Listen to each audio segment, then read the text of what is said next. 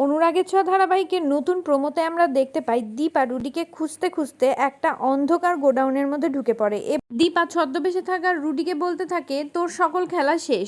Rudi তখন দীপার দিকে তাকিয়ে হাসতে থাকে। দীপা তখন হাতে একটা লাঠি নেয় এবং রুডিকে মারার চেষ্টা করে। ঠিক সেই সময় রুডি তার হাত থেকে সেই লাঠিটা কেড়ে নেয় এবং ধাক্কা দিয়ে দীপাকে নিচে ফেলে দেয়। দীপার শরীরে একটা ইঞ্জেকশন পুশ করে দেয় রুডি। দীপা তখন ওখানে অজ্ঞান হয়ে যায়।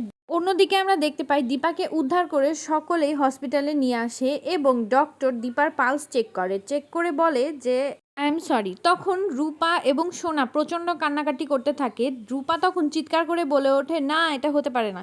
অন্যদিকে সূর্য বেঞ্চের উপর বসে পড়ে এবং ভাবতে থাকে এ কি হয়ে গেল। কিন্তু দীপা সবাইকে দেখতে পাচ্ছিল। দীপা মনে মনে বলছিল, ডক্টর বাবু, আমার কিছু হয়নি, আমি আপনাদের সবাইকে শুনতে পাচ্ছি।